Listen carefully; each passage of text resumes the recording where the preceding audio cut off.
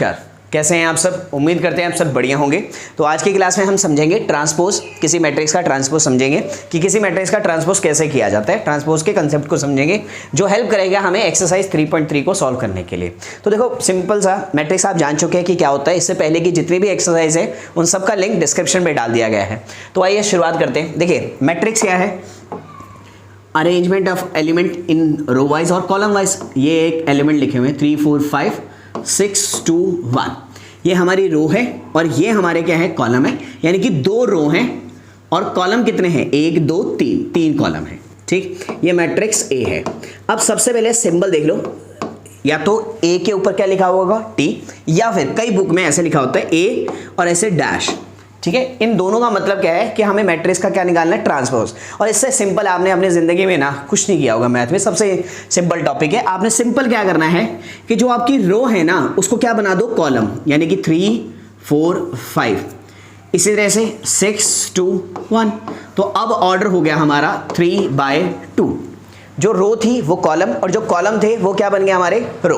Simple सा, ये रो थी, इसको हमने इस तरह से, जो हॉरिजॉन्टल लाइन थी उसको किस तरह से लिख दिया, वर्टिकल लाइन के फॉर्म में। अब देखो जैसे मान लो मैं कहूँ ए 5 4 3 2, इसका ट्रांसपोज करूंगा तो क्या आएगा, सबसे पहले 5 4 3 एंड 2 क्रॉस 2, और ये भी 2 क्रॉस 2। क्लियर है। अब देखो एक और देखो, मान लो मैंने कहा एक मैट्रिक्स है 1 2 3 4 5 और 6। ये एक मैट्रिक्स है जहां ऑर्डर है 3 क्रॉस 2, 3 रो हैं और 2 कॉलम है। तो हमने क्या किया, ट्रांसपोज किया भाई। ट्रांसपोज में क्या हो जाएगा, 1 1 4 2 5 3 6, यानी कि ऑर्डर क्या हो गया, 2 क्रॉस 3।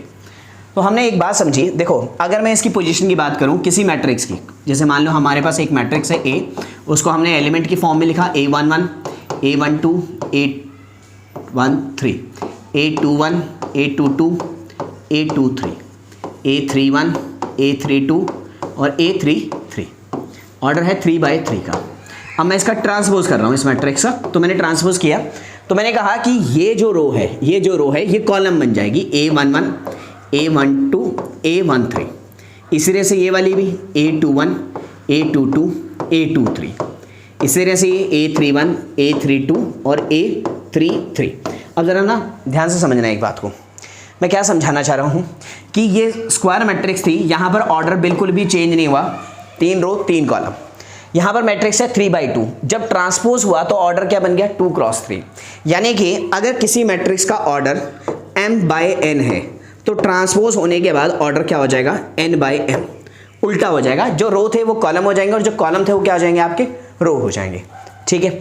अब जैसे यहाँ पे दूसरा फर्क क्या पड़ेगा, ट्रांसपोज होने पर, यह ट्रांसपोज का सिंपल है, ट्रांसपोज होने पर A11, ठीक है A11, आगे देखो A21 A12, ये 21 था, यानी कि ट्रांसपोज होने के बाद AIJ वाला किस में कन्वर्ट हो जाएगा, AJI में, उल्टे हो जाएंगे। एलिमेंट की पोजीशन भी क्या हो जाएगी, डिफरेंट हो जाएगी, रिवर्स हो जाएगी। यानी कि A31 वाला क्या हो जाएगा, अब हमारा A31 वाले की जगह क्या आ जाएगा, A31 की जगह क्या आ जाएगा, 1 3। तो उम्मीद कर रहे हैं कि ट्रांसपोज का मतलब तो आपको समझ आ गया है, लेकिन कुछ बेसिक से रूल भी समझ लो इसके लिए।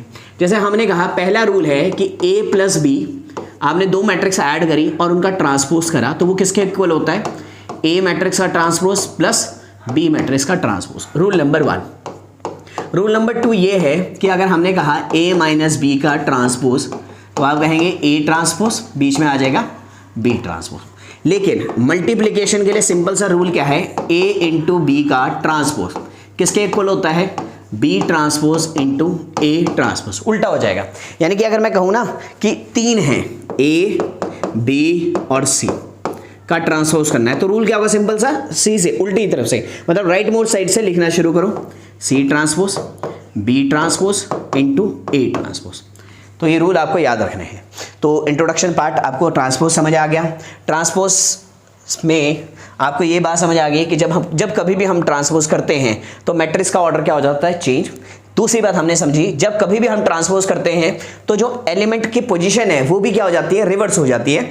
यानी कि A31 वाला एलिमेंट कहाँ शिफ्ट हो जाएगा, A13 पर।